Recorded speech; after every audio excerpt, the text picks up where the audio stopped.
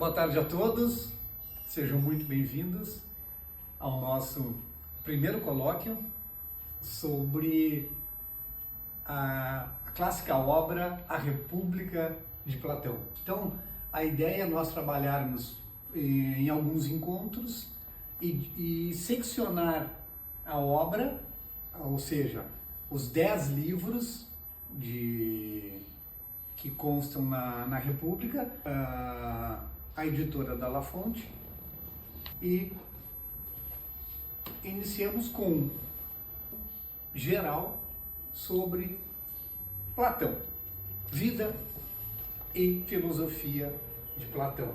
Platão nasceu em 427 ou 428 a.C. e faleceu em 347 a.C. Então, Platão viveu 80 anos, mais ou menos, dependendo, há algumas divergências em relação à data de nascimento, para alguns 427, para outros 428, né? Mas a grande maioria, pelo que se consegue aferir, foi 427 a 347, e isso dá 80 anos. Nome de Platão, nome verdadeiro, Aristóteles. Platão era alcunha, era um apelido. Por que ele tinha esse apelido? Porque ele tinha ombros largos, né? Então, a origem de omoplatas ou platos. Né? Então, como ele tinha ombros muito largos, teve esse apelido de Platão. E da onde vem a ideia, o pensamento platônico, a influência inicial do pensamento platônico? Platão não começou a pensar do nada, teve influência e principalmente uma influência nos pré-socráticos, né? Foi através da filosofia, através de Crátillo, né, que foi um seguidor de Heráclito, que introduziu a ideia de um mundo em constante fluxo. Então, Platão teve influência de dois pré-socráticos, né, Parmênides e Heráclito. Eram pensamentos divergentes à época. Parmênides dizia que tudo era estático, tudo era, não havia mudança, e Heráclito, ao contrário disso, defendia a ideia de que tudo era um constante fluxo, um constante devir, um constante vir a ser, ou seja, o mundo estava em constante mudança. Tá? É aquela velha máxima do Heráclito, que já é conhecida: não podemos nos banhar duas vezes no mesmo rio, porque na segunda vez o rio não é mais o mesmo e nós também não somos mais os mesmos. Então, esse constante devir, um constante vir a ser, uma constante mudança. Já Parmênides, que defendia a ideia de tudo estático, tudo parado, fazia uma analogia, ou ele defendia essa ideia de que nada saía de onde estava. Então, essa era a ideia de Parmênides, tudo era estático, nada se movimentava.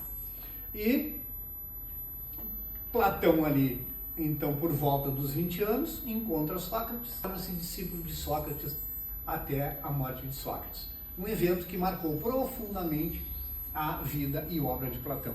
Tanto que há uma das obras de Platão é a Apologia de Sócrates.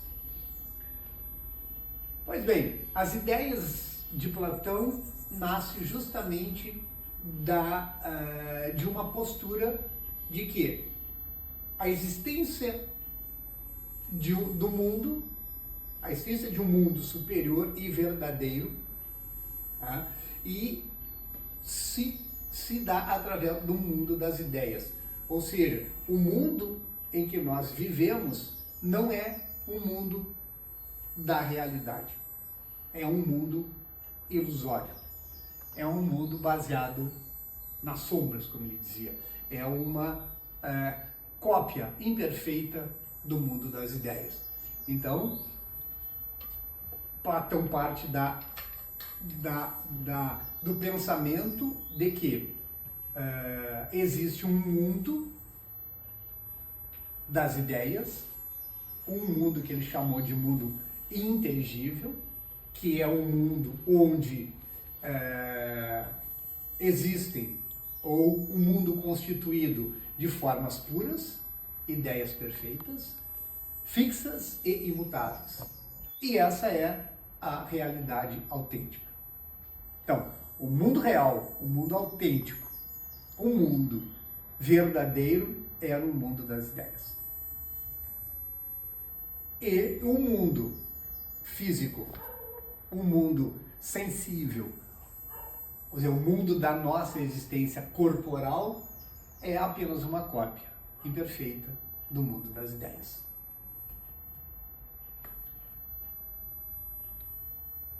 A realidade percebida pelo sentido, o mundo sensível, que é esse mundo onde nós vivemos, que é o mundo físico, é o mundo corporal, nesse mundo ele chamou de mundo sensível. A realidade é percebida pelos sentidos.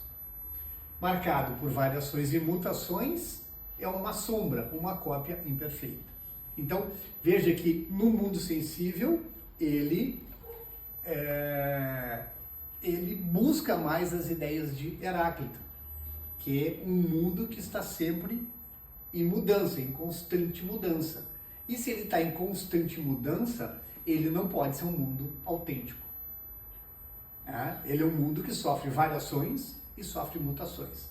Já o mundo das ideias, que é aquele mundo estático, digamos assim, né, que ele já bebeu lá em Parmênides, é conhecido pela razão, através da razão, como se chega nas ideias através da razão, e composto de formas perfeitas, fixas e imutáveis. Ou seja, essa é a realidade original e verdadeira para Platão.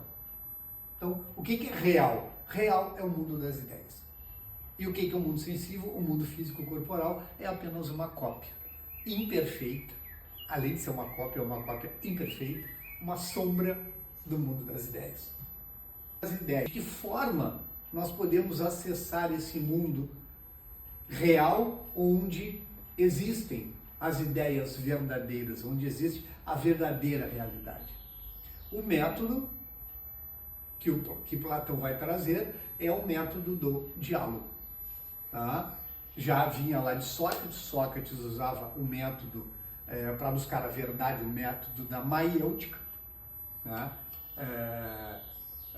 Maiêutica tem relação com parto, com parturiente, ou seja, dar à luz as ideias através da ironia. Esse era o método utilizado por Sócrates.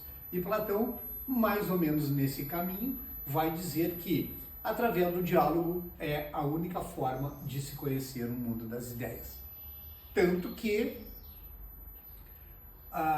as obras escritas por Platão, já que Sócrates não escreveu nenhuma obra, Platão escreveu sobre a vida de Sócrates e um período mais sobre a vida de Sócrates, mais as ideias de Sócrates, em outro período as ideias mais platônicas, no período de amadurecimento platônico, mas basicamente todos em forma de diálogo. Sócrates dialogando com um interlocutor, geralmente um sofista. Então, veja que por que esse método do diálogo? Porque para Platão o diálogo é a forma de se conhecer o mundo das ideias. Então ele colocou em prática o seu próprio método de diálogo. A palavra diálogo vem do grego, significa diálogos, que significa duas inteligências. E qual era o propósito? É por meio da dualidade, do questionamento rigoroso, da ironia socrática, que se chega à verdade, transcendendo as aparências do mundo sensível. Então, ele vai trazer aqui o questionamento rigoroso sobre assuntos, sobre determinados temas, buscando chegar, então, na verdade, transcendendo, ultrapassando as próprias aparências. A doxa, como dizia Platão, a opinião. O mundo sensível é o mundo da opinião. Não é um mundo da realidade da verdade, mas simplesmente da doxa, da opinião. Platão, tentando então, buscando institucionalizar a busca pela verdade, criou a academia. Após as viagens e a morte de Sócrates, ele retorna a Atena e funda a academia. A academia não era apenas uma escola filosófica, mas um centro de estudos e uma escola de formação moral do ser humano. Foi então na academia, nesse local, que Platão passou a maior parte de sua vida desenvolvendo as suas teorias. Platão escreveu, em média, 35 diálogos, né, e 13 cartas, nos quais ele utiliza, como já foi referido, utiliza o diálogo como um método para a exploração filosófica e a busca, a investigação e busca pela verdade. Aqui um exemplo de alguns dos 35 diálogos: a Apologia de Sócrates, a República, que é o que nós estamos tratando, Protágoras, Mênon, Fédon, o Banquete, Fedro, Teteto e Timeu. Alguns dos diálogos platônicos.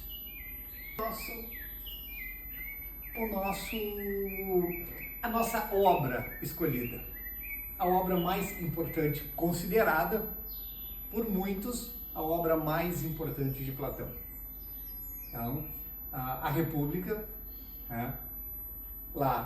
Platão viveu lá no século V e IV a.C., e por muitos estudiosos a República é considerada uma das mais importantes obras de Platão. O que Platão busca nessa obra? A obra descreve uma utopia, o próprio Platão depois vai referir que a obra é uma utopia, busca um estado ideal ou uma cidade ideal, governada por homens justos, sábios e instruídos. E o governante, segundo Platão, denominado o filósofo rei. Então, para ele, o governante deveria ser um filósofo, que é aquele que teria condição cognitiva, intelectual, moral para governar uma cidade ou um estado ideal. Mas não era somente uma utopia. Platão tentou aplicar essas ideias, foi conselheiro de Dionísio em Siracusa e teve algumas tentativas fracassadas, mas teve algumas tentativas de implantar essas ideias dentro de uma realidade política. Então, não foi só uma teoria, na verdade, foi uma tentativa, embora frustrada, mas foi uma tentativa platônica de implantar um projeto de estado perfeito. A anatomia desse estado ideal, como Platão visualizava esse estado ideal? O pensamento de Platão, para seu estado perfeito, segue uma tríplice direção para garantir a harmonia e o crescimento da sociedade. Haveria necessidade de produção, alguém que produzisse, sistema produtivo, abrangendo agricultura, indústria e comércio.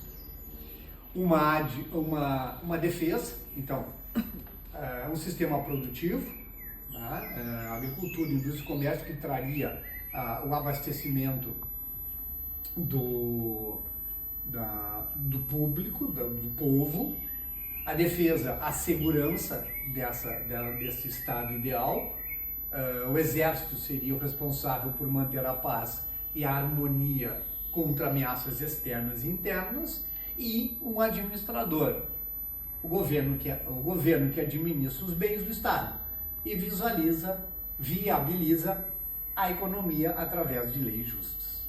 Então, a administração, um rei filósofo que viabilizaria toda essa economia, essa produção, essa defesa, mas através de leis justas. Isso é importante. As leis aqui devem ser justas. Então, também nessa obra, Platão faz algumas críticas da realidade dos sistemas de governo existentes na época, né? E ele faz umas críticas à aristocracia, à oligarquia, à democracia e à tirania. Então, depois, no transcorrer da leitura da República, nós vamos entrar mais a fundo, né, nessa análise crítica que Platão faz sobre os sistemas de governo. Os pilares humanos, a fundação ética do Estado. Então vejam que não é somente uma questão política, o Estado ideal não é somente político, mas ele também tem uma questão ética bastante importante e essencial e fundamental para a formação desse planejamento, desse projeto de Estado perfeito. A existência de um Estado depende diretamente das virtudes de seus membros. Então veja que Platão vai partir de quê? De que o homem precisa ser virtuoso. As qualidades morais, físicas e intelectuais são fundamentais para cada função. Cada cidadão, cada grupo de cidadãos tem uma função dentro do Estado ideal.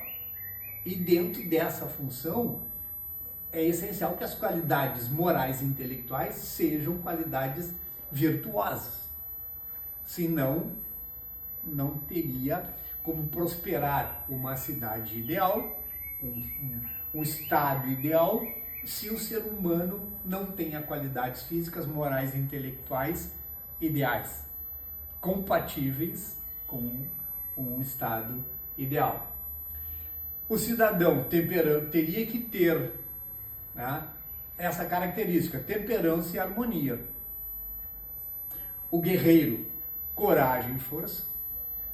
E o chefe de Estado, volto aqui no rei filósofo, sabedoria e justiça. Então essa é a estrutura, eu diria, estrutura física, moral e intelectual dos cidadãos nesse estado ideal. Temperança, harmonia, coragem, força, sabedoria e justiça. E Platão faz o diagnóstico de que a virtude é contrário da degradação social. Então, uma das críticas que ele vai fazer futuramente é que alguns sistemas se degradaram justamente pela carência das virtudes, pela carência da qualidade virtuosa dos seus membros, dos seus componentes.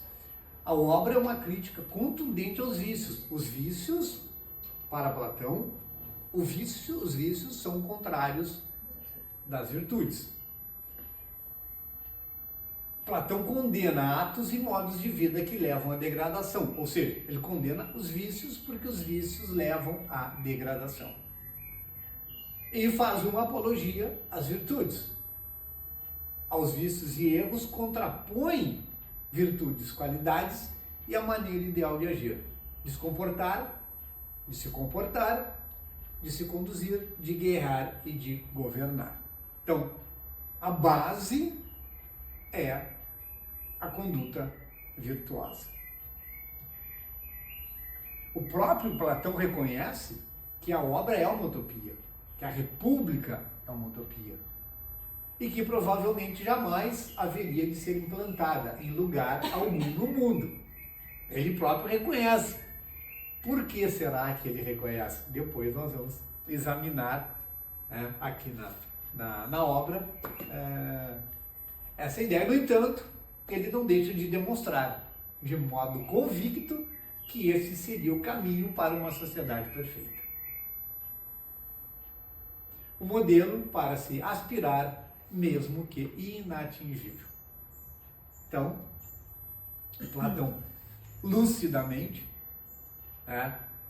entende que possivelmente até o momento não foi implantado em lugar nenhum essa república, mas isso não significa que não seja um caminho né, um modelo para se aspirar, mesmo que, quem sabe, inatingível. A República é uma leitura, um diálogo envolvente.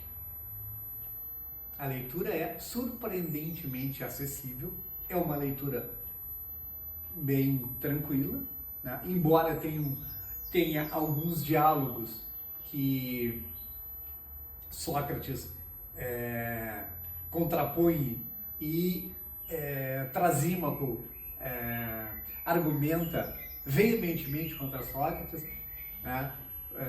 Mas é bastante acessível, é bem inteligível, não é um diálogo muito complexo, né? Embora, eu digo, não é complexa a leitura, embora o tema seja um tema bastante profundo, né? Tem a livro 1 e parte do 2 vai tratar bastante sobre a justiça, sobre os conceitos de justiça, né? A forma de diálogo, os personagens combatem, discutem e apresentam dúvidas a Sócrates. A estrutura torna a experiência da leitura fácil, atraente e envolvente. Temos, através dessa obra, um olhar crítico às sombras do passado. Apesar de sua genialidade, essa obra contém princípios sociais inaceitáveis hoje. Esse é um ponto a ser levantado, né? À luz de ideias atuais, a inferioridade das mulheres. Então, a própria escravidão, a própria escravatura, embora seja diferente a ideia de escravidão, mas de serviçais, né? Então, algumas ideias, à época, eram ideias, eu diria, ideias aceitas e compatíveis com o momento da época. Então, é bom ter esse olhar crítico para nós termos,